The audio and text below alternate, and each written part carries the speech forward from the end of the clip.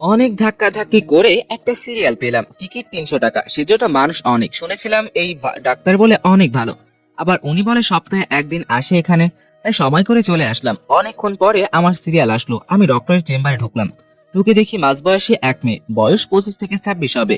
আর আমি 23। আমার থেকে 2-3 বছরের বড়। বিয়ের কথা বলতে পারি না, ভুলেও হতে পারে।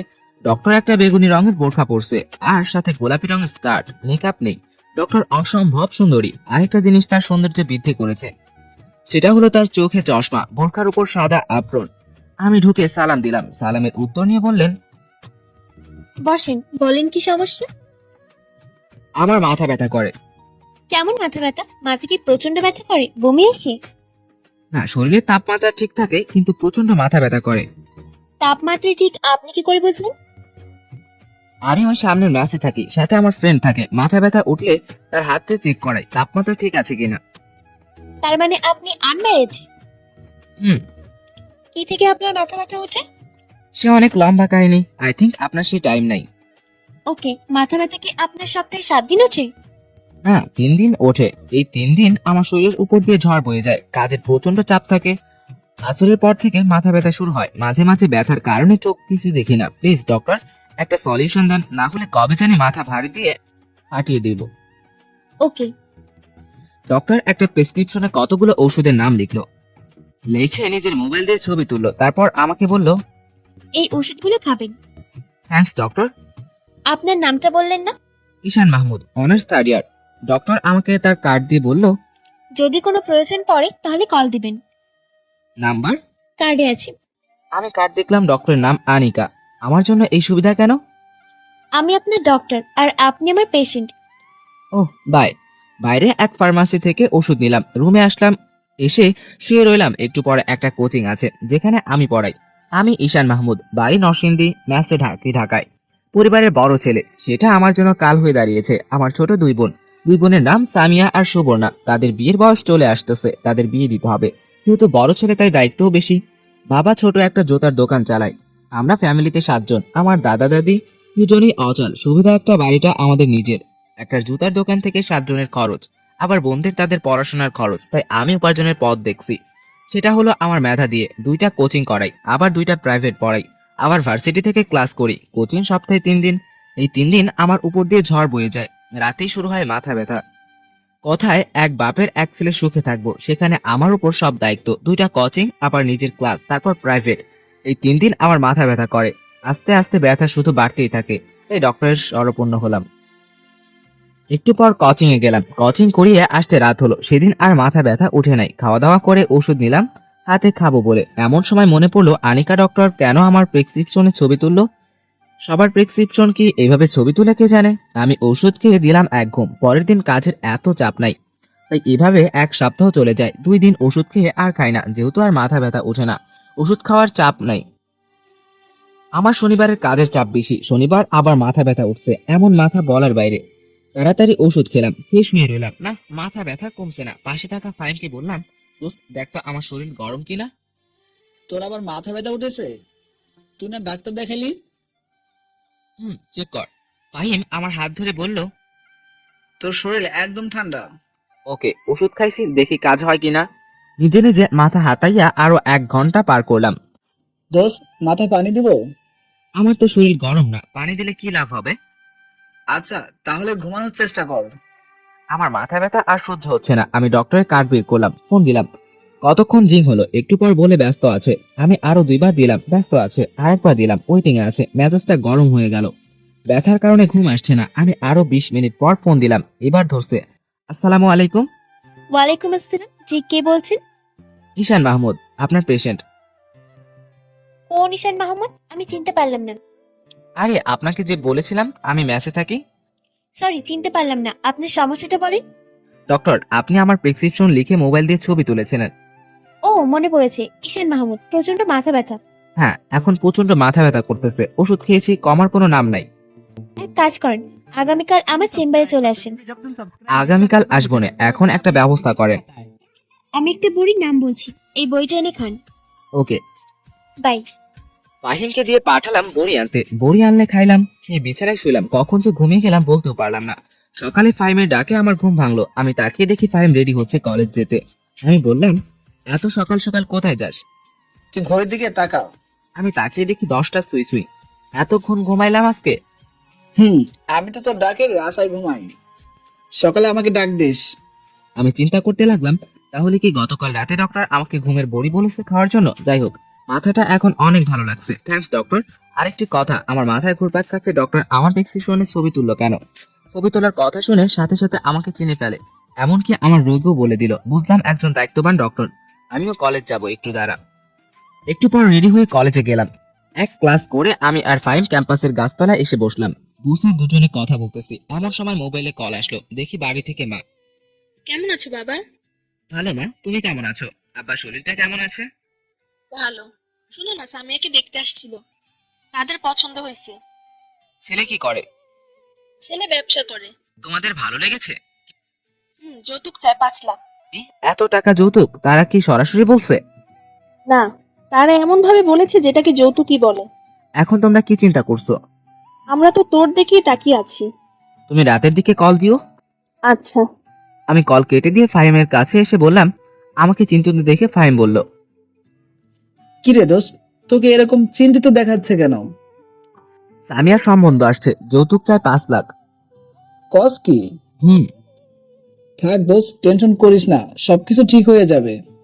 হুম বাসা যাবি? আমার একটা প্রাইভেট আছে। না, আমি একটু লাইব্রেরিতে যাব। ওকে, আমি যাই। আমি উঠে বাসার উদ্দেশ্যে রওনা দিলাম। মনে মনে ভাবছি কি যে করি। 5 লাখ টাকা যৌতুক। সন্ধ্যাবেলা মার কাছে কি বলবো? আমার কাছে এত টাকা নাই। 3 বছর আগে ঢাকায় আসছিলাম। এই 3 বছরে অনেক কেটে কুটে 4-5 লাখ জমাইছি। কি যে করি। বাসায় আসলাম, এসে রেডি হয়ে গেলাম প্রাইভেটে। নিয়ত প্রাইভেট শেষ করে যাব ডক্টরের চেম্বারে। প্রাইভেট শেষ করে গেলাম ডক্টরের চেম্বারে। আমি উঠে বাসার উদ্দেশ্যে রওনা দিলাম। মনে মনে ভাবছি কি যে করি। 5 লাখ টাকা যৌতুক। সন্ধ্যাবেলা মার কাছে কি বলবো? আমার কাছে এত টাকাও নাই। 3 বছর আগে ঢাকায় আসছিলাম। এই 3 বছরে অনেক খেটে খুঁটে 4-5 লাখ টাকা জমাইছি। কি যে করি। বাসায় আসলাম, এসে রেডি হয়ে গেলাম প্রাইভেটে। নিয়ত প্রাইভেট শেষ করে যাব ডক্টরের চেম্বারে। প্রাইভেট শেষ করে গেলাম ডক্টরের চেম্বারে। গিয়ে দেখি এমন ভিড়। সিরিয়াল নিতে গেলাম। চেম্বারে ঢুকলেই 500। আমি গিয়ে পিএস কে বললাম সিরিয়াল দিতে। পিএস বলল, সিরিয়াল শেষ। সিরিয়াল শেষ মানে? আর 20 জন রোগী আছে, তাদেরকে দেখে ম্যাডাম চলে যাবে তাহলে আমি আগামীকাল। আগামীকাল মানে? আর ভাই, একটা সিরিয়াল দেন, ম্যাডাম আমাকে চিনে। কিন্তু আমি তো চিনি না। ধুর ভাই, আপনার ভিতর কোনো মানবতা বলতে কিছুই নেই। ভাই, দিলে পরের দিন, আমার চাকরি শেষ। আপনার চাকরি শেষ হবে কেন? আমি একদিন এরকম দয়া মায়া করে একজনকে ম্যাডামের কথার বাইরে সিরিয়াল দিয়েছি। তারপর? তারপর আর কি, ম্যাডাম প্রচন্ড রেগে যায়। আর আমার চাকরি নট করে দেয়। পরে অনেক মিনতি করে চাকরি আবার ঠিক করি। শুনেন, ম্যাডাম প্রচন্ড জেদি। কোনো ভুল হলেই রেগে যায়, তাই আমাদের সাবধান থাকতে হয়। সেজন্য ভাই, আমি এত বড় রিস্ক নিতে পারবো না। ইটস ওকে, আগে বুঝিয়ে বলবেন না? এই বলে আমি সেখান থেকে চলে আসলাম। আর ভাবতে লাগলাম কি করা যায়। আগামীকাল আবার আসবো। আগামীকাল আসা সম্ভব নয়, কারণ আগামীকাল কোচিং আছে। যা করার আজকেই করতে হবে। ফোন দিব না, যদি রেগে যায়। এখন একটাই উপায়, সেটা হলো অপেক্ষা করা। চেম্বার থেকে বের হওয়ার সময় ধরতে হবে। কেন জানি মনে হচ্ছে ডক্টর আমাকে একটু বেশি কেয়ার করে। কেয়ারের পিছনে কি অন্য কোনো কারণ আছে? থাকলে ভালো, কারণ ডক্টরকে প্রথম দেখাতেই আমি ক্রাশ খেয়েছি। এক জায়গায় বসে অপেক্ষা করতে লাগলাম। 1-2 জন এভাবে 10-12 জন চলে গেছে। আমার অসহ্য লাগতেছে। মনে হচ্ছে আরো 2 ঘন্টা লাগবে। আমি আর অপেক্ষা করতে পারছি না। আসলে সময় হয়ে আসছে। ভাবলাম চলে যাব। না না, কেন ভাবেই হার মানা যাবে না আমি। না না, কোনোভাবেই হার মানবো না আমি। অপেক্ষা করতে লাগলাম। মনে হচ্ছে পৃথিবীর সবচেয়ে কঠিন কাজ হচ্ছে অপেক্ষা করা। এইদিকে ঘুম পাচ্ছে। অনেকক্ষণ অপেক্ষা করলাম। যদি সিরিয়াল পেতাম তাহলে এই 20 জনের পরে আমাকে ঢুকতে হতো। সুতরাং অপেক্ষা আমাকে করতেই হতো। অবশেষে এই 20 জন শেষ হলো। ভাবতেছি এখন ঢুকবো নাকি বের হলে ধরবো। বের হলেই ধরবো। ঠিক 20 মিনিট পর ডক্টর বের হলো। আমি সামনে গিয়ে বললাম, ম্যাডাম, আমি ঈশান মাহমুদ। এখন আর রোগী দেখা হবে না, আগামীকাল। আপনি আমাকে আগামীকাল বলেছিলেন চেম্বারে আসতে। লিসেন, সরি স্টুডেন্ট, আমি এখন আর কোনো রোগী দেখবো না, ক্লিয়ার? বলে ডক্টর চলে যাচ্ছে। আমি তো অবাক, এই ব্যবহার ডক্টরের কাছ থেকে আশা করিনি। তার আবাল মার্কা পিএস কানে কানে এসে বলল, বলছিলাম না আগামীকাল আসতে, শুধুই 4 ঘন্টা অপেক্ষা করলেন। আমার শরীরটা জেলে উঠলো ঠিকই, শুধু শুধু 4 ঘন্টা অপেক্ষা করলাম। ভাবছিলাম ম্যাডাম একটা ভালো মানুষ, কিন্তু এখন দেখছি সে একজন মানবতাহীন মানুষ। আর ভুলেও এই ডক্টর নাম মুখে আনবো না। যত সব ফালতু ডাক্তার, টাকার জন্য তারা সব করতে পারে। এখন যে চেম্বারে ঢুকলে যে টাকা লাগবে না, অপেক্ষার কথা বাদ দিলাম। দেশে যেমন ডক্টর একটা, এসব ভাবতে ভাবতে হসপিটাল থেকে বের হয়ে বাসায় চলে আসলাম। আসলে ফাহিম বলল, দোস্ত কোথায় ছিলি এতক্ষণ? আর বলিস না, যত সব ফালতু ডাক্তার, মানবতা বলতে কিছুই নেই। কেন যে এসব ফালতু ডক্টর দেশে জন্মায়। কি হয়েছে সেটা বল। আমি ফাহিমকে ডক্টরের কাছে যাওয়ার অপেক্ষা করে শেষ ডক্টর হৃদয় বিদারক কথাগুলো বললাম। এসব শুনে ফাহিম কতক্ষণ ডক্টরকে বকলো। আমি আর জীবনে এই ডাক্তারের নাম মুখে আনবো না। ঠিক আছে, দেশে কি ডাক্তার একটা নাকি? আমি আর ফাহিম কতক্ষণ বকে শরীরের জিদ মিটাইলাম। আসলে আমি একটা বোকা। বোকা না হলে 4 ঘন্টা বসে রইলাম। একটু পর বাবার কাছে ফোন দিলাম। কেমন আছেন আব্বা? ভালো, তুই কেমন আছিস? ভালো। সকালবেলা মার সাথে কথা বলছি। আপনি কি বলেন? আমি তোর মায়ের সাথে একমত। ছেলে বলে কোন কোম্পানির সাথে শেয়ার আছে, তোর মা আর তোর বোনের বাড়ি দেখছে, তাদের পছন্দ হয়েছে। আপনি জানেন এখানে খরচ একটু বেশি হয়, আর 5 লাখ টাকা যৌতুক আমাদের জন্য অনেক বেশি হয়ে যায় না? কি করুন যাইবো, এখন তো তুই দিতে পারবি। আমি 1 লাখ দিতে পারবো। বাকিগুলো? আমি এর চেয়ে বেশি দিতে পারবো না। এতদিনে আমি গাধার মতো খেটে খুঁটে যেটুকু জমাইছি সেটুকু দিয়ে দিয়েছি। না পারলে ক্ষেত বিক্রি করেন, আর যৌতুক তো পরেও দিলেও চলবে। তোর উপর চাপ দিব না, যতটুক পারিস দে। ওকে, বিয়ের তারিখ ঠিক হয়েছে? না, ঠিক আছে, করব। বিয়ের তারিখ ঠিক করে আমাকে জানায়েন। ওকে, রাখি। কল রেখে শুয়ে চিন্তা করতে লাগলাম, যাক মনটা এখন হালকা লাগছে। একটা উপায় তো বের হলো। বেশি অসুবিধা হলে 1 লাখের জায়গায় 1.5 লাখ দিবনে। এখন আমার প্রয়োজন একটা ঘুম। কিসের ওষুধ খাইতো? ডক্টরের কথা মনে হলে গা জ্বলে। আমি দিলাম 1 ঘুম। মাত্র চোখটা লাগলো, কে জানি কল দিল। রিসিভ করে বললাম, আসসালামু আলাইকুম। কে? আগে বলিনি, সরি। আমি ডক্টর আনিকা। কোন ডক্টর? অনিকা? আমি কোনো অনিকাকে চিনি না। আমি আপনার ডক্টর। শুনেন, আমি কোনো ডক্টর দেখি নাই, আর আপনাকে আমি চিনি না। বললাম তো সরি। আমি অবাক, ডক্টর আমাকে ফোন দিয়েছে আবার আমাকে বলে সরি, ভাবতেই অবাক লাগছে। আচ্ছা, আপনি কি আমাকে চিনেন নাই? না, এত তাড়াতাড়ি ভুলে গেলেন? রাতেই না বললাম আমি ঈশান মাহমুদ, মাথা ব্যথা। খেয়াল করিনি, বুঝিনি তো। একটানে এতক্ষণ রোগী দেখলে মাথায় এমনিতেই ঠিক থাকে না, আবার সারাদিনের ক্লান্তি। পরে আমি আপনাকে চিনতে পারি। পরে আমার পিএস কে পাঠিয়ে দেখি আপনি চলে গেছেন। এখন কেন ফোন দিলেন? সরি বলতে, কারণ আমি চাই না আমি কারো চোখে খারাপ হয়ে থাকতে। তাহলে চলে আসেন আগামীকাল আমার চেম্বারে। আপনি যদি আজকে আমাকে কল না দিয়ে থাকতেন তাহলে আমার চেহারা আর না দেখতেন। এতক্ষণ আপনি আমার কাছে একজন ব্যাড গার্ল এবং একজন ব্যাড ডক্টর ছিলেন। আর এখন? একজন গুড ডক্টর এবং গুড গার্লফ্রেন্ড এবং নাইস লেডি। থ্যাঙ্কস, অনেক অনেক থ্যাঙ্কস। ওয়েলকাম। আগামীকাল আসবেন তো? দেখি, আগামীকাল কাজের চাপ অনেক বেশি। বলেন আসবেন, আমি ওয়েট করব। ওকে, আসবো। কয়টায় আসবো? 5টার দিকে। সন্ধ্যার সময় আপনি না চলে যান। আগামীকাল একটা মিটিং আছে। Okay bye. এই বলে ফোন কেটে দিলাম, আর দিলাম 1 ঘুম। সকালে ঘুম থেকে উঠি, কোচিং এ গেলাম, কোচিং শেষে গেলাম কলেজে। এভাবেই সারা দিন কাজের চাপ শেষ। 5টার দিকে বাসায় এসে বিছানায় শরীরটা লাগালাম। কি যে ভালো লাগছে, মাথা ধরে আসছে, মনে হচ্ছে ঘুমাইতে। কিন্তু না, ডক্টরের কাছে যেতে হবে। উঠে গোসল করলাম, করে রেডি হয়ে চলে গেলাম ডক্টরের চেম্বারে। দরজার সামনে কোনো মানুষ নেই। আমি গিয়ে ঢোকা দিলাম। ভিতরে থেকে বলল, আসেন। আমি ভিতরে ঢুকে সালাম দিলাম। ওয়ালাইকুম আসসালাম, বসেন। থ্যাঙ্কস। আজ ডক্টর একটা খয়েরি রঙের বোরখা আর সাদা কালারের ওড়না দিয়ে স্কার্ট পরা, মেকআপ নেই। মনে চায় শুধু তাকিয়ে থাকতে। শরীর ঠিক আছে? না, কেমন লাগছে? যেরকম সব সময় লাগে। তাহলে আমি আপনাকে নতুন কয়েকটি ওষুধের নাম বলে দিচ্ছি, সেগুলো খাবেন। কিন্তু আগের গুলো? আগের গুলোও খাবেন, এগুলোও খাবেন। ওকে। যদি আপনার রোগ ভালো হয়ে যায় তাহলে আপনি কি করবেন? কি করব? আপনাকে মনে মনে অনেক ধন্যবাদ দিব। হুম। আমি তো আপনার থেকে ছোট। হুম। তাহলে আপনি আমাকে তুমি কিংবা তুই করে বলতে পারেন। বলেন, আপনি রাগ করবেন না তো? না। থ্যাঙ্কস। আচ্ছা, আপনি এত তাড়াতাড়ি ডক্টর হয়ে গেলেন, সত্যি অবিশ্বাস্য। থ্যাঙ্কস। ওয়েলকাম। আপনার ফেসবুক অ্যাকাউন্ট ঘেটে দেখলাম, আপনার উপর অনেক মেয়ে ক্রাশ। কাউকে লাভ করেন না? না, এখনো সিঙ্গেল। এত সুন্দর একটা ছেলে তারপরও সিঙ্গেল? আসলে মনের মতো কাউকে পাইনি, আর এইভাবে 5-6টা লাভ করার চেয়ে ভালো না একজনকে মন থেকে ভালোবাসা, যাকে সারা জীবন আগলে রাখবো এই বুকের ভেতর।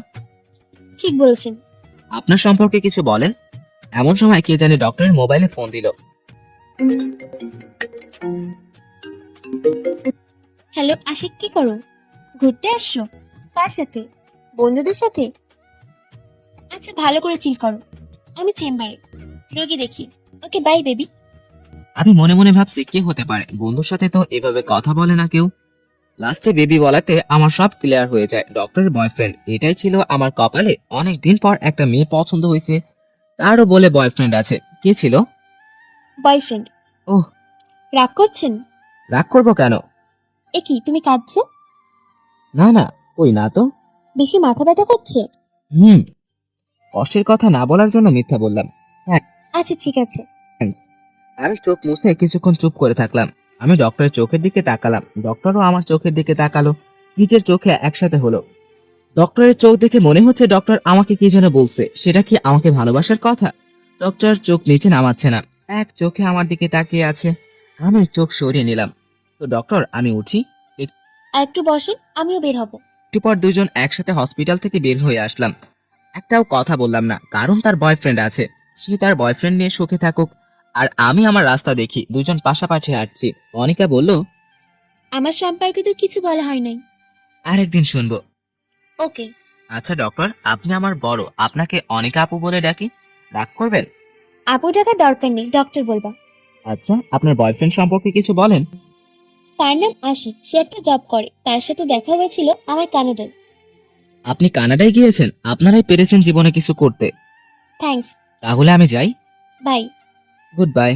আমি একটা রিক্সা ডেকে চলে আসলাম। মনে মনে একটা বোধহয় ডক্টরের সাথে শেষ দেখা।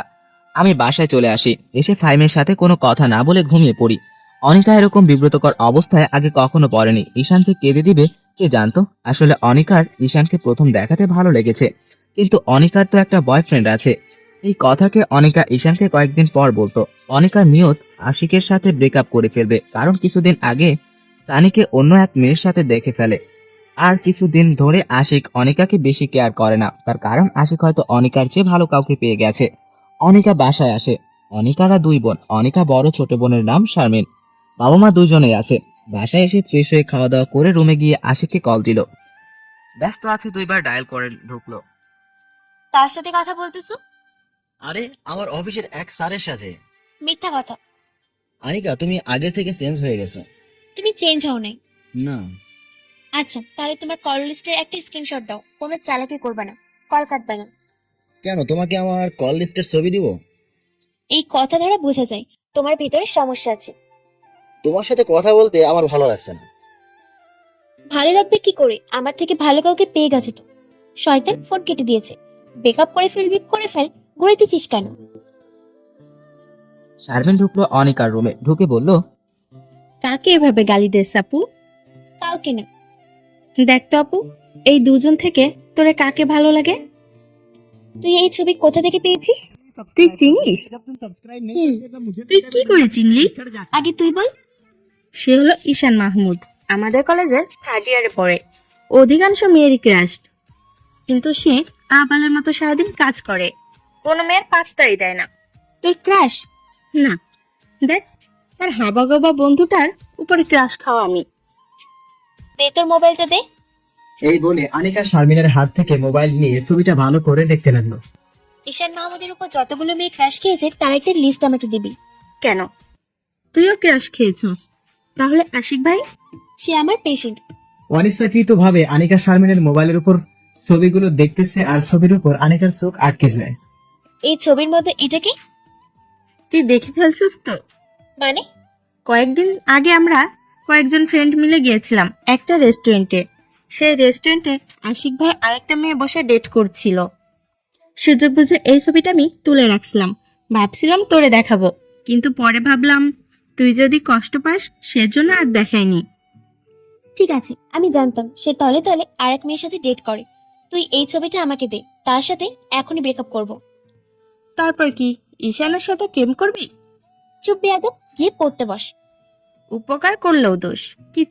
এই বলে শারমিন চলে গেল। আনিকা ছবিটা আশিকের কাছে টেক্সট করলো, তারপর ফোন দিল। মেয়েটাকে? কে এটা? আমি জানি না। তোরে আমি কত ভালোবাসতাম, আর তুই কিনা আমার ভালোবাসার এই ফল দিলি। আরে তুই তো একটা বুড়া বেটি, আর তুই আমারে টাইম দাস। তুই তো থাকিস তোর কাজ নিয়ে। আর ছবির মধ্যে যে মেয়েটা দেখছোস, জানোস তার বয়স কত?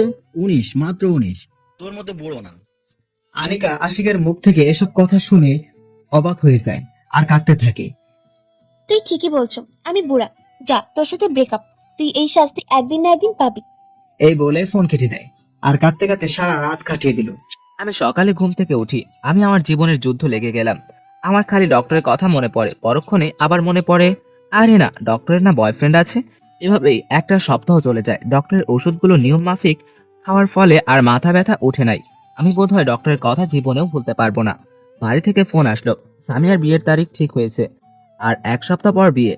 আমি ফাহিমকে নিয়ে চলে গেলাম বাড়িতে। বিয়ে শেষ করে ঢাকায় আসতে 15 দিন লাগছে। ফাহিম আগে চলে এসেছে। পরে শেষমেশে আমার কাছ থেকে 1.5 লাখ টাকাই দিতে হলো। যৌতুক পুরোটা দেওয়া হয় নাই, জানি পরে আমাকেই দিতে হবে। আমার সামনে পরীক্ষা আসতেছে, সকল কিছু ঠিক রেখে পরীক্ষার পড়া পড়তে হবে। আমি ছাত্র হিসেবে এত খারাপ না। পরীক্ষা দিলাম, পরীক্ষা খুব ভালো হলো, রেজাল্ট ভালো আসলো। এখন একটা কোচিং এ একটা প্রাইভেট পড়াই, একটা প্রাইভেট ফাইমকে দেই। আমার রেজাল্ট ভালো দেখে ফার্স্ট ইয়ারের কয়েকটা ছেলে মেয়ে এসে বলল প্রাইভেট পড়াইতে। আমি অনেককে না করি, কিন্তু কে শোনে কার কথা। শেষ পর্যন্ত আমি রাজি হতেই হলো। পরের দিন থেকে তাদের কোচিং করাই। এভাবে 2 মাসের মতো চলে যায়। মাথা ব্যথা যেহেতু ওঠে নাই, ওষুধ খাও আর আগের মতো ছেড়ে দিয়েছি। ওষুধ দেখলেই ডক্টরের কথা মনে পড়ে, ওষুধও দেখা হয় না, অনেকার কথাও মনে পড়ে না। ফার্স্ট ইয়ারের যে ব্যাচটা আমি পড়াই, সেখানে একটা মেয়ে আমাকে কি যেন বলবে। আমি পড়া ছাড়া অন্য কোনো টপিক নিয়ে কথা বলি না, সেরকম কোনো চান্স দেই না। একদিন তাদের পড়িয়ে চলে যাচ্ছি, এমন সময় এই ব্যাচের সবচেয়ে সুন্দরী মেয়েটা আমাকে ডাক দিল। আমি কয়েকদিন ধরে লক্ষ্য করছি মেয়েটার চেহারার সাথে ডক্টর অনেকটা মিল আছে। তাহলে সে কি ডক্টরের ছোট বোন? কাছে আসলে বললাম, কি বলবা বলো। কিছু না। তাহলে ডাক দিছো কেন? আমি গেলাম। প্লিজ যাবেন না। আপনার বন্ধু ফাহিম, ফাহিমকে আর কি করছে? তার নাম্বারটি একটু দিবেন? আমি কেন দিতে যাব তার নাম্বার? প্লিজ দেন না, প্লিজ প্লিজ প্লিজ। নাম্বার নিয়ে কি করবা? সেটাও বলতে হবে? হুম, তাকে কল দিয়ে বলবো তাকে আমি ভালোবাসি, তাই না? হুম। দেখো, আমি তোমাকে একটা কথা বলি, এসব প্রেম ভালোবাসা বাদ দিয়ে পড়ালেখায় মনোযোগ দাও। দিবেন না? আগেই বলতেন, কেন এতক্ষণ ঘুরালেন? ধুর, আমি গেলাম। এই বলে চলে যাচ্ছে। আমি কি যেন ভেবে আবার শারমিনকে ডাক দিলাম। আসলে বললাম, তোমরা কয় ভাই বোন? শারমিনের মুখে বাঁকা হাসি ফুটে উঠল, বলল, দেখছেন মানুষকে কিভাবে প্রয়োজন পড়ে? দেখছি।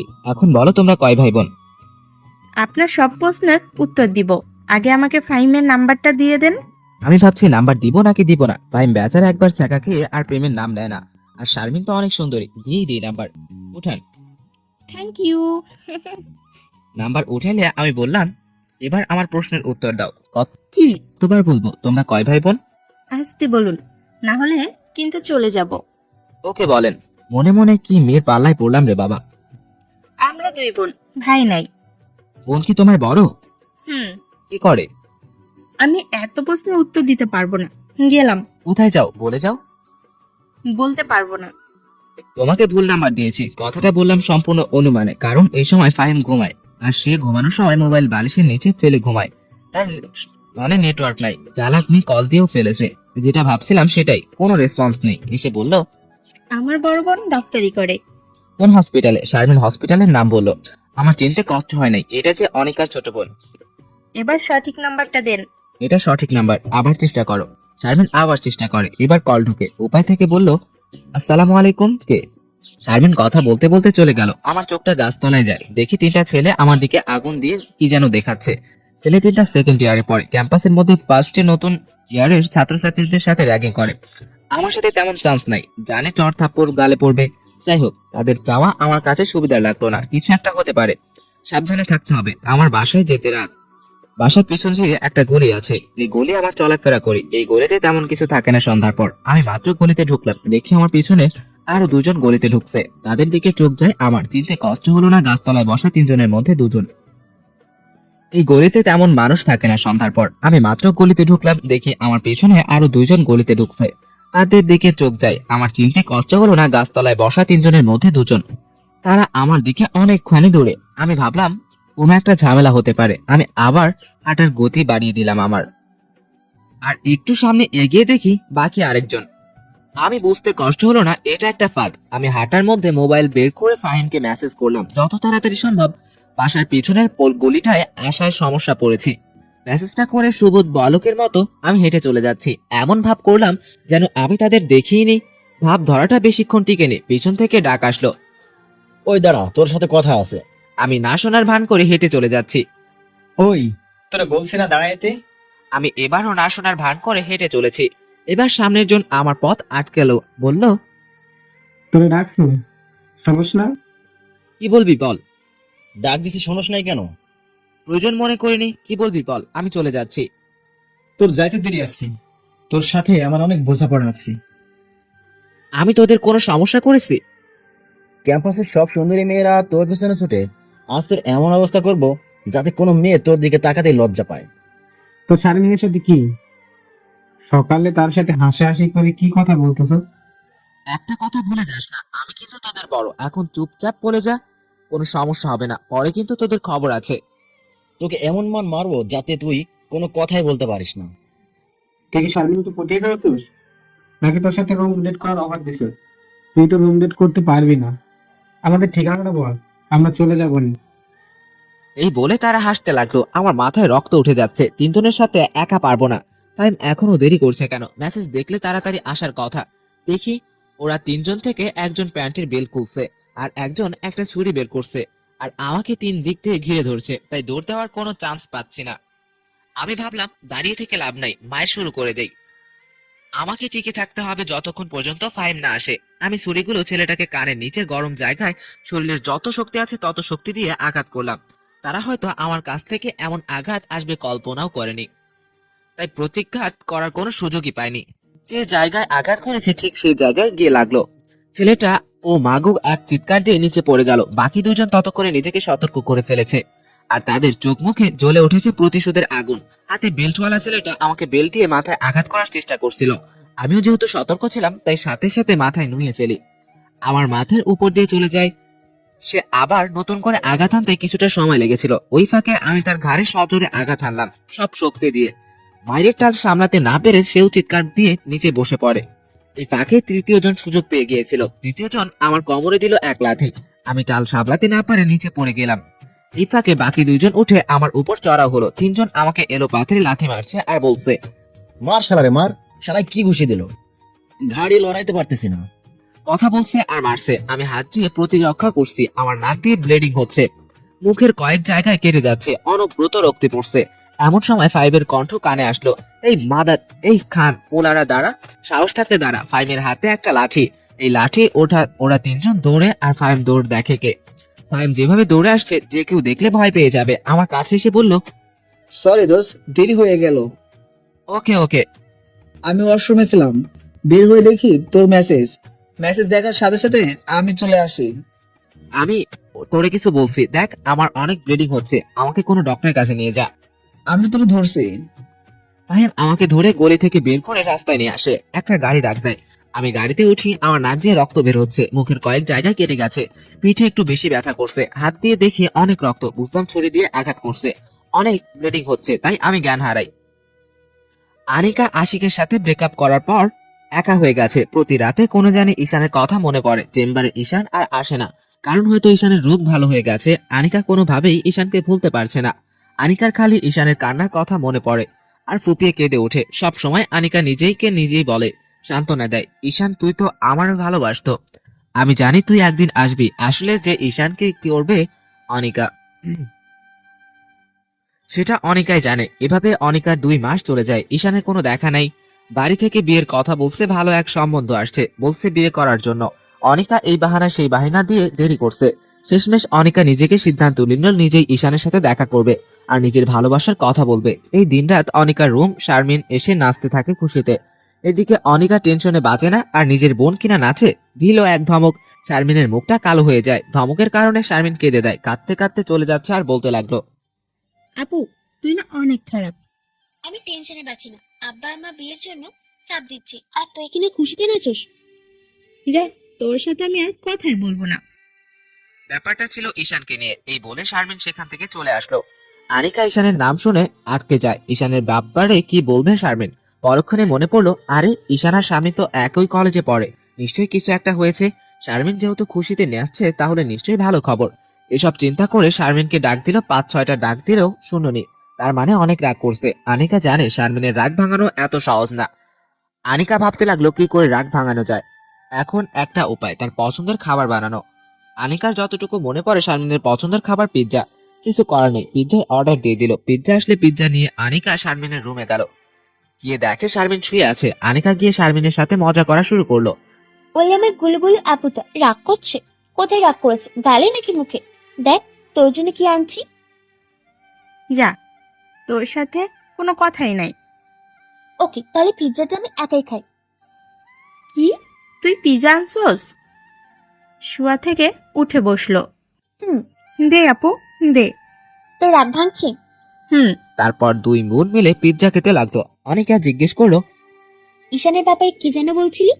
আমি জানি তুই এই প্রশ্নটা করবি, কারণ তুই আরো আগে ঈশানের উপর ক্রাশ খাইছস। খাইছি, এখন বল। শারমিন ঈশানের কাছে প্রাইভেট পড়া। সকলে সব কথা অনিকাকে বলল শারমিন। এক পর্যায়ে অনিকার মুখে উজ্জ্বল হয়ে যায়, কারণ ঈশান কারো প্রেমে পড়ে নাই।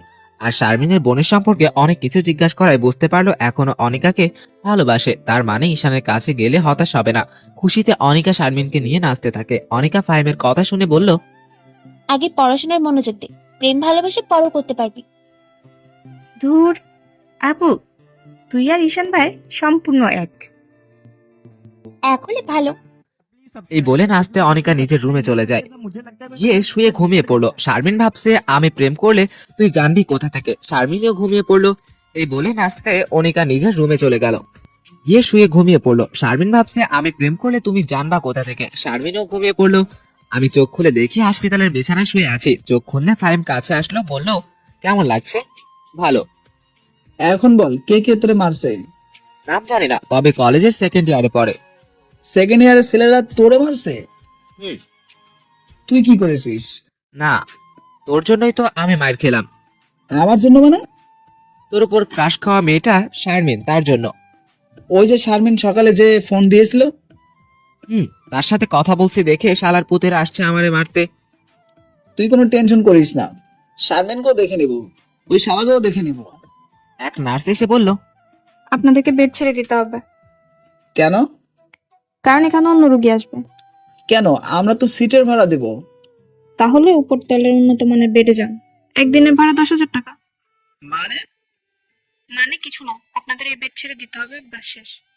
ওকে ফাহিম, আমি ঠিক আছি, ছেড়ে দিচ্ছি। আপনার ব্যবহার ভালো লাগলো না। কি করবেন? যত সব ফালতু। কোথা থেকে যে আসে এগুলো হসপিটালে, ছোট লোকে পাচ্ছে। ফাহিমের এমনই মাথা গরম, একে আমাকে মারছে। এরপর এই নার্সের এসব কথা শুনে রেগে উঠে যায়। ফাহিম কেন চিন্তা না করে গেছে চট দিতে। আমার এক হাত খালি আছিল, সাথে সাথে ধরে ফাহিমকে বাইরে নিয়ে আসি। বললাম, এই নার্সকে পরে দেখে নিব। তুই আমার ধরলি কেন? চর দিয়ে সব দাঁতগুলো ফেলে দিতাম। দেখ বিল কত হয়েছে, আমি এখানে বসি। এতক্ষণ আমার হসপিটালটা ভালো করে দেখা হয়নি। হসপিটালের এদিক ওদিক তাকিয়ে আমার চোখ বড় হয়ে যায়। আরে এ তো অনিকা, যে হসপিটালে কাজ করে, এটা তো সেই হসপিটাল। এই করিডর পার হলেই তো অনিকা বসে আছে চেম্বারে। এত কাছে বসে আছে আমার ভালোবাসা। মন চাচ্ছে উড়াল দিয়ে চলে যেতাম তার কাছে, কিন্তু গেলে কি লাভ হবে, তার তো বয়ফ্রেন্ড আছে। আচ্ছা, গেলে তো অসুবিধা নেই, কেন জানি মন চাচ্ছে অনিকাকে এক নজর দেখতে। সম্ভবত ভালোবাসে সে কারণে। ফাহিম এসে বলল, দোষ, বিল 10,000 টাকা। এই তো টাকা। কি করলো? একটু পিঠে সেলাই করলো আর মুখে ওয়াশ করে ব্যান্ডেজ করে বেঁধে দিল। সামান্য এতটুকু কাজের জন্য এত টাকা হয় কি করে? আমি এরকমই প্রশ্ন করেছিলাম, তারা বলে তবে ইনজেকশন দিয়েছে সেগুলো নাকি অনেক দামি। ঠিক আছে, দেখি কি করা যায়। তুই এক কাজ কর, যে নার্স আমাদের সাথে খারাপ ব্যবহার করেছে তার নামটা জেনে আয়। তুই দাঁড়া, একটু করে এসে বললাম। তানহা, নার্সের তানহা।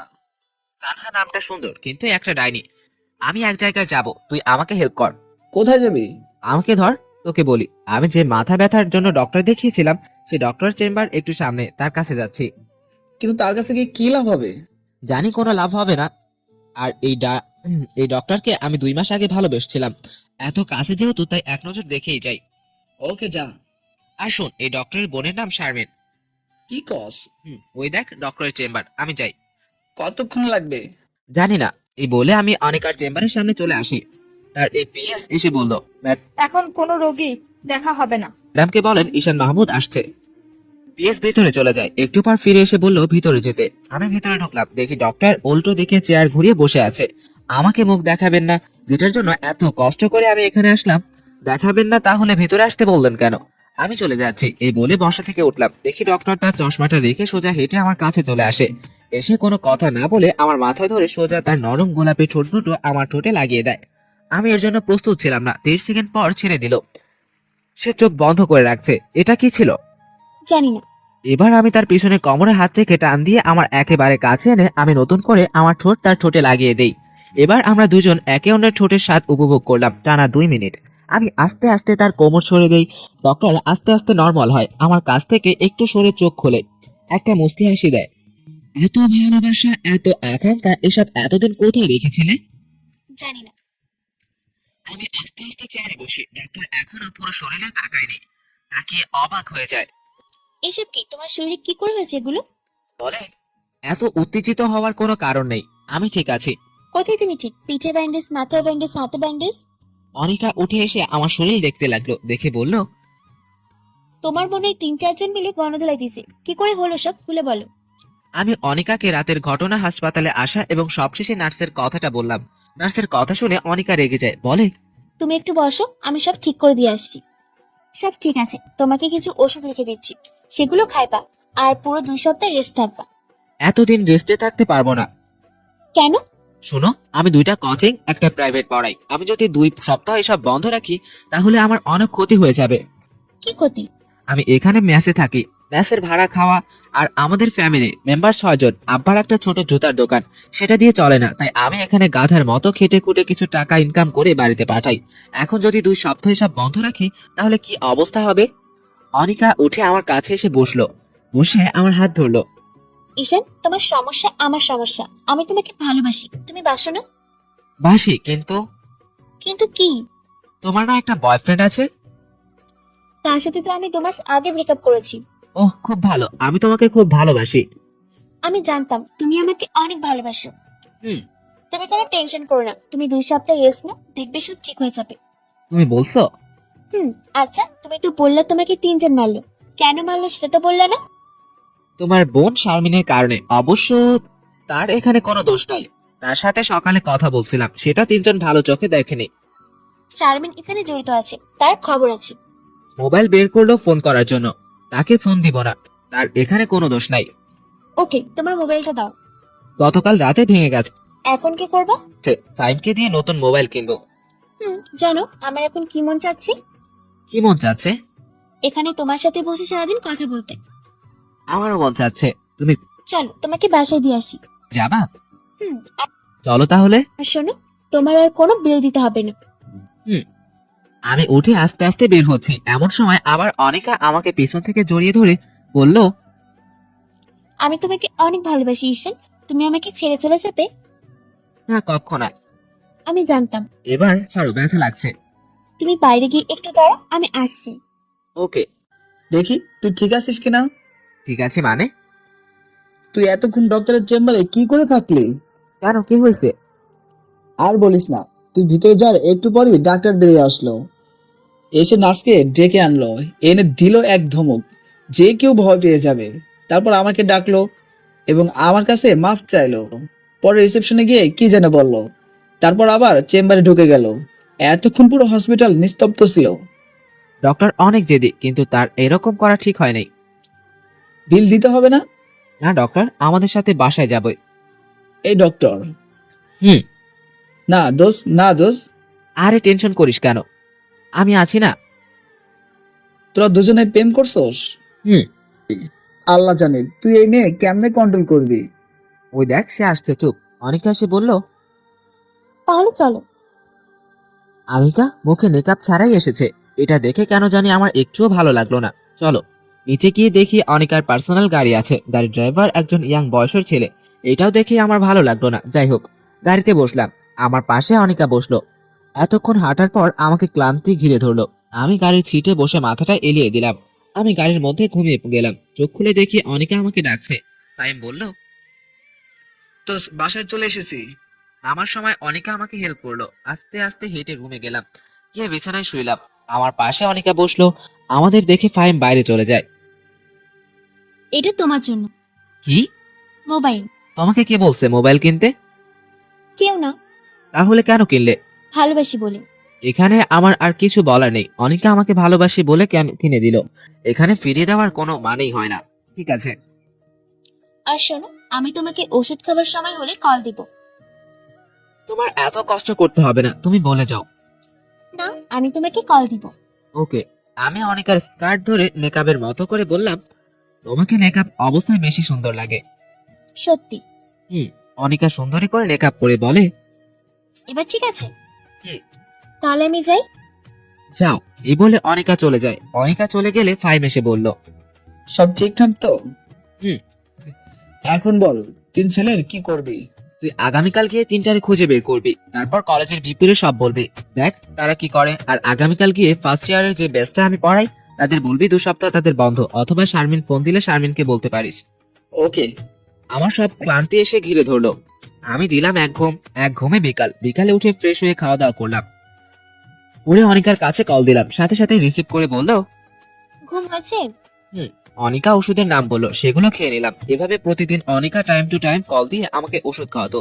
একদিন কি এক বেলাও মিস হয়নি। অনিকার প্রতি আমার ভালোবাসা বাড়তে থাকে। টাইম টু টাইম ওষুধ খাওয়ার পর 10 দিনে সম্পূর্ণ সুস্থ হয়ে গেলাম। এই কয়েকদিনে অনিকা আমার কাছে 5 বার এসে দেখে যায়। আমি আবার আগের মতো কোচিং প্রাইভেট পড়াতে শুরু করি। আমাকে যে মারলো ছেলেগুলো তাদের বিচার হয়েছে। ভিপির বলার পর ভিপি চড় থাপ্পড় দিয়ে মিলাই দিল। এতে আমার শরীরের রাগ কমলো না, ফাইমেরও না। তাই আমাদের ব্যাচের কয়েকজন নিয়ে রাতের বেলা 3টার ইচ্ছে মতো গণধলাই দিলাম। সবাই মুখোশ পড়েছিল, তাই কেউ মারলো কে কিছু বলতে পারলো না। এর মধ্যে বাড়ি থেকে মৃত্যু সংবাদ আসলো, দাদা মারা গেছে। সংবাদ আসলো রাতে। আমি ঠিক করলাম রাতেই বাড়ি যাব। দাদা ছোটবেলা আমাকে খুব আদর করত। দাদার মৃত্যু সংবাদ শুনে আমার ভিতর থেকে কান্না চলে আসে। আমি অনিকাকে কল দিলাম, আসসালামু আলাইকুম, কি করো? কিছু না, শুয়ে আছি। আমার দাদা মারা গেছে, আমি গ্রামের বাড়ি যাচ্ছি। কেঁদো না, মানুষকে তো একদিন মরতেই হবে। হুম। তুমি এখন কোথায় আছো? বাসায় রেডি হচ্ছি, ফাইম যাবে আমার সাথে। তুমি একটু ওয়েট করো, আমি আসছি। তোমার আশা লাগবে না, আমি তোমাকে পরে ফোন দিব। ঈশান, তুমি একটু দাঁড়াও, আমি আসছি। এই বলে আনিকা ফোন কেটে দিল। আমি আর ফাহিম রাস্তায় গিয়ে অপেক্ষা করতে লাগলাম। একটু পর আনিকার গাড়ি আসলো। আনিকা গাড়ি থেকে নেমে এসে আমাকে জড়িয়ে ধরলো, আমিও জড়িয়ে ধরলাম। আনিকা বোরখাও পরে নাই, স্কার্টও বাঁধে নাই, ওড়না পেঁচিয়ে চলে আসছে। ফাহিম আনিকাকে এই অবস্থায় দেখে সাথে সাথে মুখ ঘুরিয়ে নেয়। আনিকার এই কাজটা আমার একটুও ভালো লাগলো না। ভাবলাম পরে এই বিষয়ে কথা বলবো। আমি ছেড়ে দিয়ে বললো, তুমি কোনো টেনশন করো না। তুমি কতদিন থাকবা? জানি না। ওকে, তাহলে কিন্তু কল দিবা। ওকে, তাহলে যাই। হুম। আনিকা গাড়িতে উঠে চলে গেল। আমি আর ফাহিম বাড়ি যাই। সেখানে সব করে আসতে 2 দিন সময় লাগলো। আমি এসে আগের মতো প্রাইভেট কোচিং শুরু করি। আমি খেয়াল করেছি ফাহিম আর শারমিনের মধ্যে ভালোই চলছে, কিন্তু ফাহিম সবসময় বিষণ্ণ হয়ে থাকতো শারমিনকে হারানোর ভয়ে। এদিকে আমি বুঝতে পারছি আমি আনিকাকে ভিতর থেকে ভালোবাসি, যে ভালোবাসা এত সহজে ছিন্ন করা যাবে না। এভাবে একটি মাস চলে যায়। 1 মাসের মাথায় আমার প্রচন্ড মাথা ব্যথা ওঠে, কারণ আজকে শরীরের উপর দিয়ে বেশি পরিশ্রম গেছে, তাই মাথা ব্যথা উঠেছে। তখন বিকেল 5টা, আমি একটা কোচিং করাচ্ছি। এমন সময় অনিকা সোজা ভিডিও কল দিল। আমি বাইরে বের হয়ে রিসিভ করলাম। তোমাকে এমন দেখাচ্ছে কেন? প্রচন্ড মাথা ব্যথা করছে। কোথায় তুমি? কলেজে। শোনো, আমি কলেজের আশেপাশে আছি। তোমাকে আমি একটা রেস্টুরেন্টের ঠিকানা দিচ্ছি, যত তাড়াতাড়ি সম্ভব চলে আসো। Okay, love you. Love you too. আমি কোচিং ছুটি দিয়ে রেস্টুরেন্টে চলে গেলাম। গিয়ে দেখি সে এখনো আসেনি। আমি একটা সিটে বসে অপেক্ষা করতে লাগলাম। একটু পর দেখলাম অনিকা আসছে। আমার অনিকাকে দেখে রাগ উঠে যায়, কারণ অনিকার মুখে নাই কোনো মেকআপ আর টাইট একটা বোরখা পরেছে, যা দেখে আমার পুরো মেজাজ গরম হয়ে যায়। আমি নিজেকে কন্ট্রোল করে হাসি মুখ নিয়ে বললাম, আসছো তুমি? তোমার কি আগের সমস্যা? হুম। আমি টেবিলে মাথা দিয়ে মাথা নিচু করে বসে রইলাম। তার সাথে কথা বলতে ভালো লাগছে না, সে অন্তত মেকআপটা দিয়ে আসতো।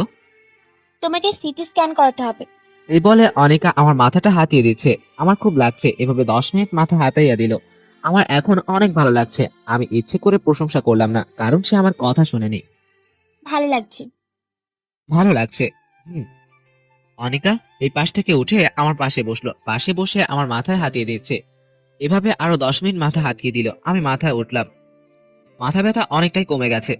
দাও, আর একটু মাথায় হাতিয়ে দিই, ভালো লাগবে। না, আপাতত চলবে। ওকে। আসলে মাথা ব্যথা অনেকটাই কমে গেছে, তাই প্রশংসা না করে পারলাম না।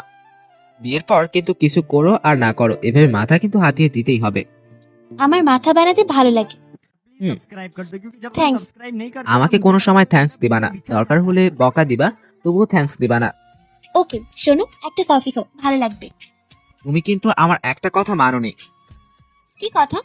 এত তাড়াতাড়ি ভুলে গেলে? কাজে ব্যস্ত থাকে তো মিস্টেক হতে পারে। মেকআপ। ও, মনেই থাকে না। আর সাথে সাথে মেকআপ লাগিয়ে ফেলো। ঠিক আছে, সাথে তোমার আরো 2টা কাজ করতে হবে। কি কি? তোমাকে আর লুজ বোরকা পরতে হবে, আর তোমার ড্রাইভারকে বাদ দিতে হবে। মি ড্রাইভার দেখাও পাও কিনা। ওকে, দেখা যাক। তুমি রাগ করছো? না। দেখো, আমি তোমাকে ভালোবাসি। আমি চাই তুমি আর আমি একসাথে সারা জীবন থাকে, আমার স্বপ্নের মতো করে তোমাকে সাজাতে। এখন যদি তুমি আমাকে সেই সুযোগ না দাও তাহলে তো হচ্ছে না। হুম।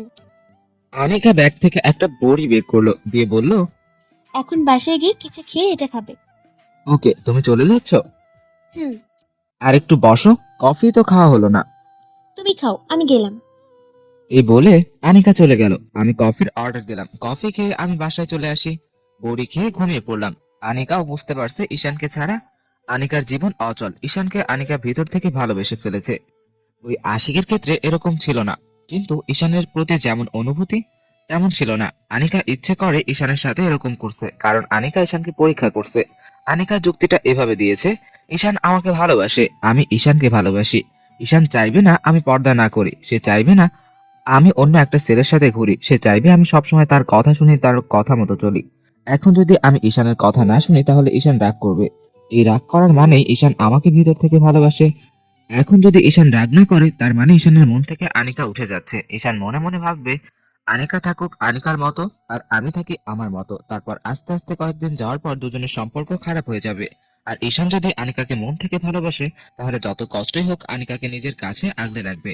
এখন যদি নিজেকে কঠোর হতে হয় তাহলে ঈশান তাই করবে। এভাবে আনিকা যুক্তি দিল ঈশানকে পরীক্ষা করার জন্য, কারণ আনিকা চায় না আশিকের মতো ঈশানকে হারাতে। ঈশানের সামনে গেলে আনিকা ইচ্ছে করে নেকাব খুলে যায়। অন্য যে কোনো সময় আনিকা নেকাব পরে থাকে, আর আনিকা নতুন ড্রাইভার দেখে ফেলেছে। আর কয়েকটা লুজ বোরকা যেগুলো ঈশানের ভালো লাগে সেগুলো কিনে রাখছে। আনিকা বিকালে ঈশানের কাছ থেকে এসে রুমে বসে আছে। এমন সময় শারমিন আনিকাকে পিছন থেকে জড়িয়ে ধরলো। আনিকা বলল, তোর কি হয়েছে? এত খুশি লাগতেছে কেন? ফাহিম না আমাকে ভালোবাসে। তুই কেমন করে বুঝলি ফাইম তোকে ভালোবাসে? তার কথাবার্তা, আচার আচরণ আর সবসময় আমাকে কেয়ার করে। ভালো, তাহলে বিয়ে দিয়ে দিই। দিয়ে দে না, কারোসকে। সত্যি? হুম। দাঁড়া, তোরা দেখাইছি মজা। এই বলে আনিকা জোরে জোরে মা মা বলে ডাকতে লাগলো। শারমিন আনিকার মুখে হাত দিয়ে ধরলো, বলল, আপু ডাকিস না, মাকে ডাকিস না। ওকে ডাকবো না, এখন মুখ ছাড়। শারমিন মুখ ছেড়ে দেয়। আনিকা আবার বলল, দোয়া কর আগে ঈশানের সাথে আমার বিয়ে হোক, তারপর তুই যাকে বলবি তার সাথে তোর বিয়ে দিব। সত্যি? হুম। এমন সময় আনিকার মা ঘরে প্রবেশ করলো। প্রবেশ করে বলল, শারমিন, তুই একটু ঘরে যা তো। আনিকার সাথে আমার কথা আছে। আমি শুনি। না, ঘরে যা। শারমিন চলে যায়। তুই কি বিয়ে করবি না? করবো। তাহলে তুই কিছু বলছিস না কেন? কি বলবো? দেখ, তোর জন্য এখন অনেক সম্বন্ধ আসছে, আর কয়েকদিন পর কি এমন সম্বন্ধ আসবে? দেখ মা, সামনে শুক্রবার তোকে দেখতে আসবে, না করছিস না। কিন্তু মা, আমার একজন পছন্দের মানুষ আছে। তাহলে তো সেটা খুশির খবর। ছেলেটা কে? শারমিনের কলেজে 3rd ইয়ারে পড়ে। তাহলে ছেলেটাকে একদিন বাড়িতে নিয়ে আস। ওকে মা। আনিকার মা চলে যায়। আনিকার মা চলে গেলে শারমিন এবার আনিকার কাছে এসে বলল, আপু, মা কি বললো রে? বলবো ঈশানকে বাড়িতে নিয়ে আসতে। আপু তাহলে তোদের বিয়ে হচ্ছে? না রে, এখনো বলতে পারি না, দোয়া কর যাতে বিয়েটা হয়ে যায়। ঈশানের বাড়ি থেকে কি হ্যাঁ বলেছে? তুই কি তার বাবা মার সাথে দেখা করেছস? না, এ বিষয়ে তার সাথে কথা বলবো। আপু, তুই আমার একটা উপকার করবি? কি উপকার? তুই ঈশান ভাইকে জিজ্ঞাসা করবি ফাহিম আমাকে মন থেকে ভালোবাসে কিনা। ওকে, জিজ্ঞাসা করবো না। তাহলে আমি যাই। ওকে, যা। আনিকা শুয়ে শুয়ে ভাবছে ঈশান এখনো কল দিচ্ছে না কেন। প্রতিদিনই তো এই সময় কল দেয়, তাহলে কি ঈশান রাগ করেছে? এত তাড়াতাড়ি রাগ করার কথা না। আনিকা নিজেই কল দিল, ধরছে না। 3 নাম্বার বার ধরলো। ফোন ওঠাতে দেরি হলো কেন? তুমি যে বড়ি দিয়েছিলে সেটা খেয়ে ঘুমিয়ে পড়েছিলাম। এত তাড়াতাড়ি? হুম। আগামীকাল তো আমরা দুজন অবসর, চলো না আমরা দুজন ঘুরতে যাই। কোথায়? কাল দেখা করলে জায়গা সিলেক্ট করব। ওকে। তাহলে আগামীকাল সকালে দেখা হচ্ছে। এই বলে আনিকা ফোন রেখে দিল। আনিকা ভাবছে কোনো ভুল করছে না তো সে। আনিকা আবার আগের মতো টাইট বোরখা আর মেকআপ না পরে ঈশানের সামনে যাবে এবং দেখবে ঈশানের প্রতিক্রিয়া কি আসে। এই বলে আনিকা ফোন রেখে দিল। আনিকা ভাবছে কোনো ভুল করছে না তো সে। আনিকা আবার আগের মতো টাইট বোরখা আর মেকআপ না পরে ঈশানের সামনে যাবে এবং দেখবে ঈশানের প্রতিক্রিয়া কি আসে। আমি সকালে ঘুম থেকে উঠি অনেক দেরিতে, উঠে দেখি ফাহিম ওয়াশরুমে। আনিকা রাতে জানি কি বলেছিল মনে নাই, মনে পড়েছে কোথায় জানি ঘুরতে যাবে, কয়টায় যাবে ধুর। একটু পর এমনি ফোন দিবনে ফাহিম ওয়াশরুম থেকে আসলো। আমি বললাম, দোস্ত শারমিনের সাথে কেমন চলছে? রাতে কি স্বপ্নে শারমিনকে দেখছোস? ঘুম থেকে উঠে শারমিনের কথা জিজ্ঞেস করছোস? আরে না। ভালো। এখন কেমন জানি তার জন্য একটা মায়া কাজ করে, মন চায় খালি তার মুখটা দেখতে ইচ্ছা করে। এটাই ভালোবাসা। বাড়ি থেকে না বিয়ের জন্য বলছে, কি করব? শারমিনের কথা বলে দে, কিন্তু এখন না। দেখ ফাহিম, আনিকার বয়স কিন্তু বেশি, আগে তার বিয়ে হোক তারপর। বুঝছি, ওকে। শুন, শারমিন মেয়েটা কিন্তু অনেক ভালো, তাকে আবার আগেরটার মতো হারিয়ে ফেলিস না। যদি চলে যায়? যতটা সম্ভব তাকে বেশি সময় দিবি। ওকে। আমার মোবাইলে কল আসলো, দেখি বাড়ি থেকে ফোন আসলো। হ্যালো মা, কেমন আছো? ভালো। তুই কেমন আছোস? ভালো। তোর জন্য একটা খুশির খবর আছে। কি খুশির খবর? তোকে না মেয়ের বাড়ি থেকে দেখতে আসছে। মানে? মানে হলো তোর বাবার বন্ধু যে আবুল ভাই, তার একমাত্র মেয়ে তোকে পছন্দ করেছে। তার বাবা এবং তার মা গতকাল আমাদের বাড়িতে আসছে, এসে সব দেখে গেছে। তাদের তোকে পছন্দ হয়েছে এবং বাড়ি ঘরও। আর তোর বাপের আর আমার মেয়েকে অনেক ভালো লেগেছে। আমার মাথায় আকাশ ভেঙে পড়লো। মা এসব কি বলছে? না না, এই মেয়েকে চিনি না জানি না বিয়ে ঠিক করে ফেলছে, আর এইদিকে আনিকাকে নিয়ে ঘর সংসার করার স্বপ্ন দেখছি। দেখো মা, তোমাকে আমি পরিষ্কার করে বলে দিই, আমার ঢাকায় একজন মেয়ে পছন্দ আছে, আর বিয়ে করলে আমি তাকেই করব। কিন্তু আমাকে তো বললি না। এই যে এখন বললাম। সেটা তোর বাপ যে বলেছে বিয়ে দিলে তোকে এই মেয়ের সাথেই বিয়ে দিবে। বাবার চিন্তা ভাবনা। আর কিছুদিন পর আমি বললে তোমরা ঢাকা এসে মেয়েকে দেখে যাবে, বিয়ের তারিখ ঠিক করে দাও। তাহলে কি এই মেয়েকে না করে দেব? ডাইরেক্ট না করে দাও। আর একটু চিন্তা ভাবনা করে দেখ, মেয়ের বাবা স্বেচ্ছায় 5 লাখ টাকা যৌতুক দিতে রাজি হয়ে গেছে। আমি বুঝি না, না করে দাও। এই বলে ফোন কেটে দিলাম। আমি ভাবছি অন্য চিন্তা। আগামীকালকে আনিকার ব্যবহার এরকম যদি প্রতিদিন হয় তাহলে হবে না, না হলে নাই। আনিকাকে ভালোবাসি, আনিকাকেই বিয়ে করব, দরকার হলে তাকে কিডন্যাপ করব। আমার এরকম রাগারাগি দেখে ফাইম বলল, বেশ, কি হয়েছে? কোনো সমস্যা? আরে বাড়ি থেকে আমার জন্য মেয়ে রেডি করে রাখছে, তাই আমি না করলাম। আনিকাকে যদি তোর বাড়ি থেকে পছন্দ না করে? সেটা সমস্যা নেই, বিয়ে করব আমি, ঘর সংসার করব আমি। মা বাবার পছন্দ না হলে আমি কি করব? ওকে দোস। এমন সময় ফাইমের মোবাইলে কে যেন ফোন দিল। ফাইম কথা বলার জন্য বেল করে দিতে চাই। আমি আনিকাকে কল দিলাম, কল রিসিভ করলো। কি করো? কোথায় আসবা? ওকে ওকে। ফোন রেখে রেডি হয়ে গেলাম। রেস্টুরেন্টে গিয়ে দেখি আনিকা এসে বসে রইলো। আনিকাকে দেখে আমার মেজাজ পুরো গরম হয়ে যায়। মুখে নাই মেকআপ, টাইট বোরখা। আমি টেবিলে বসলাম। এবার রাগ কন্ট্রোল করতে পারলাম না। এসবের মানে কি আনিকা? কি ঈশান? তুমি বুঝো না? তোমাকে না বললাম আমি মেকআপ পরতে ও লুজ বোরকা পরতে? ড্রাইভারকে তো চেঞ্জ করছো না? দেখো, তোমাকে ভোগ করার ইচ্ছা থাকলে তোমাকে কবেই ভোগ করে ফেলতাম। আমি চাই তোমাকে সারা জীবন আগলে রাখতে। তুমি কি কিছু বুঝো না? আমার এরকম ভাবে পড়তে ভালো লাগে। আর ড্রাইভারকে আমি বাদ দিতে পারবো, কারণ ড্রাইভার অনেক আগে থেকে ড্রাইভারি করে। আমি আনিকার মুখ থেকে এরকম কথা শুনে অবাক হয়ে গেলাম। আনিকার চেহারায় কোনো ভাবান্তর নেই, মনে হচ্ছে আমি এরকম করবো সেজন্য প্রস্তুতি নিয়ে এসেছে। আমি আমার প্রিয় মানুষটা চাই না বিপর্যয় থাকুক। আচ্ছা, তুমি কি আমাকে ভালোবাসো? হুম।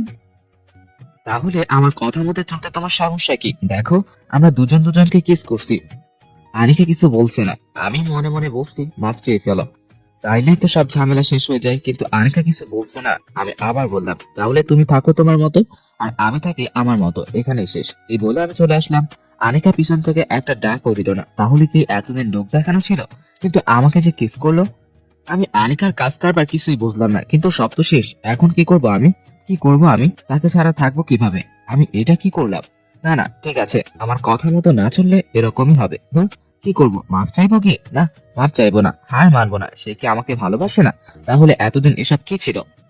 আমার অবাক লাগছে। এতদিন তো যেভাবে চলছে মনে হয়েছে সে আমাকে ছাড়া বাঁচবে না। এখন বাড়িতে কি বলবো?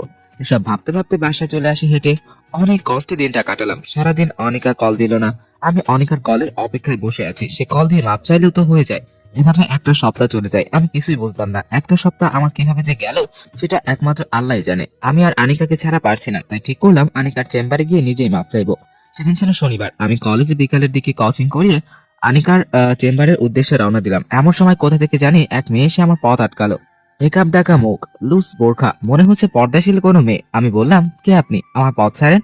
আমি গলার স্বর শুনে চিনতে পারলাম আনিকা। তাহলে সে আমার কথা মতো চলছে। যাক, আমি হার মানলাম না, আনিকার হার মানলো। মনে মনে ইয়েস, আমি জিতে গেছি। আনিকার সাথে একটু মজা করা যাক। সরি, কে আপনি? আপনাকে চিনতে পারলাম না। আমি আনিকা। ওহ ডক্টর, আপনি কেমন আছেন? কি মনে করে? কি জানবো? সরি আনিকা, তুমি দেরি করে ফেলছো, আমার একটা গার্লফ্রেন্ড আছে। আনিকা রেগে গিয়ে আমার শার্টের কলার ধরে বলল। কোনটা তোর গার্লফ্রেন্ড দেখা, তাকে এখানে আন। আমি বুঝতে পারলাম আনিকা অনেক রেগে গেছে। আমি দূরের একটা মেয়েকে দেখিয়ে দিয়ে বললাম, ওইটা আমার মিষ্টি সুইট গার্লফ্রেন্ড। তোর গার্লফ্রেন্ড দেখুক আমি তার বয়ফ্রেন্ডকে কি করি। এই বলে আনিকা তার মেকআপ নিচে নামিয়ে সোজা আমাকে ব্লিপ কিস করে বসলো। আর আমি আর আনিকা 30 সেকেন্ড এভাবে ছিলাম। কলেজের সবাই আমাদের দিকে হা করে তাকিয়ে আছে, যেন কলেজের সবাই 30 সেকেন্ডের একটা লাইভ দেখলো। এটা কি করলে তুমি? সারা জীবনের জন্য তোকে আমার করে নিলাম। আমি তো সারা জীবন তোমার ছিলাম। তাহলে আমি জানি গত এক সপ্তাহে সব কি ছিল? তোমাকে পরীক্ষা করছিলাম আর তুমি সেই পরীক্ষায় পাশ করেছো। তাহলে এতদিন তোমার এগুলো সাজানো নাটক ছিল? হুম, কেন এরকম করলা? বললাম তো পরীক্ষা করছি। তোমরা পরীক্ষাও করো? তোমরা পারো বটে। অনেকদিন ধরে তোমাকে জড়িয়ে ধরি না। এখন আমাকে জড়িয়ে ধরো। আমি অনিকাকে জড়িয়ে ধরলাম। অনিকা কেঁদে দেয়। কাঁদছো কেন? এটা সুখের কান্না। কেঁদো না। বলো, সারা জীবন আমাকে এভাবে বুকের ভেতর আগলে রাখবে? সারা জীবন তোমাকে এভাবে বুকের ভিতর আগলে রাখবো। আনিকা আস্তে আস্তে আমাকে ছেড়ে দেয়। চলো এখন তোমাকে আমার বাড়িতে নিয়ে যাবো। আজ না, অন্যদিন। এখন তুমি আমার সাথে যাবা। ওকে। তারপর দুজন দুজনের হাত ধরে কলেজ থেকে বাইরে বেরিয়ে আসলাম। এসে দুজন একটা রিকশায় উঠলাম। রিকশা গিয়ে তাদের বাড়ির সামনে নামলো। রিকশায় যতক্ষণ ছিলাম অনিকা আমার হাত শক্ত করে ধরে রাখলো। আনিকা আমাকে বাড়িতে নিয়ে যায়, নিয়ে ড্রয়িং রুমে বসিয়ে বলল, তুমি বসো। না না, তুমি আমাকে ছেড়ে যেও না। তুমি বসো। ঈশান, এটা আমাদের বাসা, এখানে ভয় পাওয়ার কি আছে? তবুও তুমি আমার সাথে থাকো। ওকে। আনিকা জোরে শারমিন বলে ডাক দিল। শারমিন আমাকে নিচে দেখে এসে বলল, ঈশান ভাই, আপনি আপনি আমাদের বাসায়? বিশ্বাসই হচ্ছে না।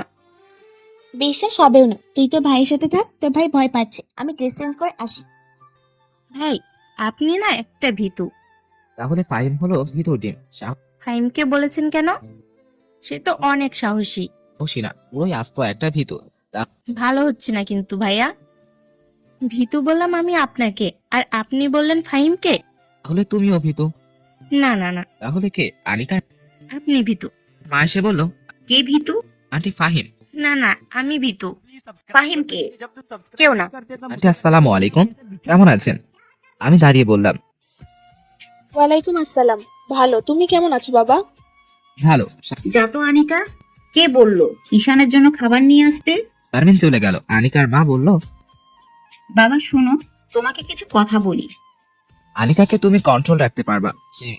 এই মেয়ে কিন্তু অনেক জেদি। তোমাকে পেয়ে আমরা অনেক খুশি। আনিকাকে অনেক ছেলে দেখতে আসছে, কাউকে সে পছন্দ করেনি, অবশেষে তোমাকে সে পছন্দ করেছে। তোমাকে পেয়ে আমরা অনেক খুশি। থ্যাঙ্কস। এখন বলো, তোমার বাবা মাকে কবে নিয়ে আসবা? আনিকার সাথে কথা বলে নেই। ওকে। তোমার আঙ্কেল বাহিরে গেছে, তুমি কি করো? তোমার বাবা কি করে? ছোট একটা জুতার দোকানে চালায়, পড়ালেখা। তুমি তাকে এখন বিয়ে করতে চাচ্ছ? সেটা আনিকার উপর নির্ভর করছে। এখন সে যখন বলে, সে যদি এখন করবে তাহলে আমার সমস্যা নেই, আর যদি বলে আরো 2 বছর পর, সেটাও সমস্যা নেই। তোমার কথা আমার ভালো লাগলো। থ্যাঙ্কস। আনিকা খাবার নিয়ে আসলো। আনিকা নতুন কাপড় পরলো। সে যে কাপড় পরুক না কেন, আনিকাকে অনেক সুন্দরী দেখায়। আনিকা আমার সামনে খাবার দিল। আনিকার মা বলল, তাহলে তারা দুজন সিদ্ধান্ত নেয় কি করবি। ওকে, তুমি যাও। তোমাকে তো দারুণ সুন্দরী দেখাচ্ছে। সত্যি তোমার এই ড্রেস ভালো লাগছে। তুমি যেই ড্রেস পরো না কেন, তোমাকে আমার কাছে ভালো লাগে। থ্যাঙ্কস বলবো, শুধু বলবো আমি তোমাকে ভালোবাসি। আমি জানি। এখন বলো, মার সাথে তোমার কি কথা হয়েছে? বলছে তোমাকে এখন বিয়ে করব না, পরে। তুমি কি বলো? সেটা তোমার উপর নির্ভর করছে। দেখো, আমার এখন কোনো স্থায়ী উপার্জনের পথ নেই। সেটা হতে আরো কমপক্ষে 2 থেকে 3 বছর লাগবে। তুমি যদি চাও তাহলে 3 বছর পরে বিয়ে করতে আমার কোনো অসুবিধা নেই। সেটা এখন তোমার উপর। অনিকা কিছু বলছে না, মনে হচ্ছে ভাবনায় ডুবে আছে। কিছুক্ষণ পর বলল, আচ্ছা শোনো, তুমি আমাকে এই 2 মাসের ভিতর বিয়ে করবে। কিভাবে করবে জানি না। যদি বাড়ি থেকে রাজি না হয় তাহলে পালিয়ে বিয়ে করবে। সত্যি বলছো? তোমার কোনো কাজ করতে হবে না, তুমি শুধু আমার পাশে থাকবা। ওকে, এখন বলো কবে বাবা মাকে নিয়ে আসবো? আগামী সপ্তাহে নিয়ে আসো। ওকে, দেখা যাক। তাহলে আমি উঠি? আমার রুমটা দেখে যাও। না, আরেকদিন দেখবো। আর না না, এখন চলো। আনিকা আমার হাত ধরে টানতে টানতে নিয়ে গেল তার রুমে। আমি আনিকার রুম থেকে অবাক হয়ে যাই। আনিকা আমার হাত ধরে টানতে টানতে নিয়ে গেল তার রুমে। আমি আনিকার রুম দেখে অবাক হয়ে যাই। রুম কি সুন্দর করে সাজানো, যেন এখানে কোনো রানী থাকে। তুমি তো আমার রানী, কিন্তু না, শারমিন এসে সব ফাঁস করে দিল। হে, অবাক হবেন না। আপনি আসবেন দেখে আপু রুম পরিষ্কার করছে। আপু যেভাবে থাকে আপনি দেখলে বমি করে দিবেন। ওয়াক তু বলে এক দৌড়। আমি আনিকার দিকে তাকালাম, আনিকা আমার দিকে তাকালো। আনিকা বলল, সারাদিন তো কাজে ব্যস্ত থাকি, তাই এত পরিষ্কার করতে পারি না। তুমি যে আমার জন্য এত কষ্ট করে রুম ঠিক করছো, এতেই আমি খুশি। থ্যাঙ্কস। ওকে, তাহলে আমি যাই। আমি আনিকার মার সাথে দেখা করে বাসায় আসলাম। এসে বাড়িতে কল দিলাম। আসসালামু আলাইকুম, কেমন আছো মা? ভালো, তুই কেমন? হ্যাঁ। ওকে, শুক্রবার দুপুরের দিকে আসবা। তুই এই মেয়েকে বিয়ে করবি? আচ্ছা, আমরা আসবো। আমি ফোন কেটে দিলাম। এভাবে একটা সপ্তাহ চলে যায়। এক সপ্তাহে আমার 3 বছরের ইনকাম হাতে আসলো, দেখি মাত্র 2.5 লাখ টাকা। একেবারে হতাশ হলাম।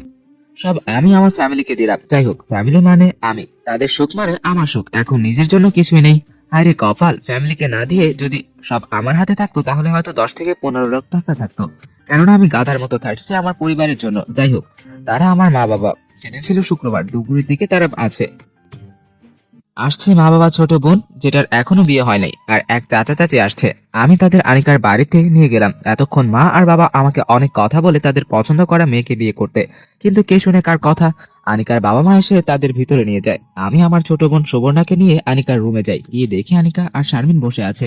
আমি সুবর্ণার সাথে শারমিনকে আর আনিকাকে পরিচয় করিয়ে দিলাম। শারমিন আর সুবর্ণা সেম বয়সের। আমি বললাম, শারমিন তুমি সুবর্ণাকে বাড়িটা একটু দেখাও। ওকে সুবর্ণা, চলো। তারা দুজন বাইরে। আমি বললাম আনিকাকে, আনিকা তোমাকে কিছু কথা বলি, মন দিয়ে শোনো। বলো, আমার কেমন জানি ভয় করছে। দেখো, আমি আমার মা বাবার পছন্দের মেয়েকে বিয়ে করছি না, তাই তারা তোমার অনেক দোষ ধরবে, বিশেষ করে তোমার বয়স বেশি সেই জন্য। কিন্তু তুমি ঘাবড়ে যাবে না, সবসময় আমি তোমার পাশে আছি। আমি আনিকার হাত ধরলাম। এই 2 হাত কোনোভাবেই ছিন্ন হবে না মৃত্যুর আগ পর্যন্ত। আমি জানি, কিন্তু এখন আমার ভয় করছে। যদি তোমার মা বাবা আমাকে পছন্দ না করে? পছন্দ করবে? মিথ্যা কথা বললাম, জানি আনিকাকে কেউ পছন্দ করবে না, কারণ তার বয়স বেশি। মিথ্যা কথা বলে তাকে সাহস দিলাম। তাই যেন হয়, তুমি কিন্তু আমার পাশে থাকবা। ওকে, তুমি রেডি হয়ে আসো, আমি যাই। আমি আমার ডিসিশন নিয়ে রাখছি। আমি নিচে এসে এক সোফায় বসলাম বাবার সাথে। একটু পর আনিকা আসলো। আনিকা এসে সবাইকে শপথ দিল, আমাকেই দিল। বাহ, মেয়ে তো দারুণ সুন্দরী। নাম কি তোমার মা? আন্টি আনিকা। আঙ্কেল, আমি ডক্টরি করি। ভালো। আচ্ছা মা, তোমার বয়স কত? আমি মনে মনে এই খাইছে। 26? মেয়ের বয়স 26? মা বাবার দুজনের মুখের হাসি উবে গেল, তাদের মুখে ঘৃণার মতো ছড়িয়ে পড়লো। আমার দিকে রাগী লুক নিয়ে তাকালো মা বাবা দুজনেই। মা বলল, ভালো, কিন্তু ঈশানের বয়স তো মাত্র 23। এখন এরকমই হয়ে থাকে। না, এরকম বয়স্ক মেয়ের সাথে আমার ছেলের বিয়ে দিব না। ঈশানের তো মেয়েকে পছন্দ। না, এরকম বয়স্ক মেয়ের সাথে আমার ছেলের বিয়ে দেওয়া। তো কি হয়েছে? এই বিয়ে হবে না। ঈশান মা, চলো তো। ঈশানের সাথে আমার কথা আছে। ঈশান দেখে যা। আমি মার সাথে একটু দূরে আসি। আসলে মা বলল, তুই কি পাগল হয়ে গেছো? পাগল হবে কেন, আমার তাকে পছন্দ হয়েছে। এরকম বয়স্ক মেয়েকে কেউ পছন্দ করে? কেউ না করলেও আমি করছি। এখন বিয়ের তারিখ ঠিক করো। আমি তোর বাপের উপর দিয়ে যেতে পারবো না। দেখো, দেখ তোর বাপ কি বলে।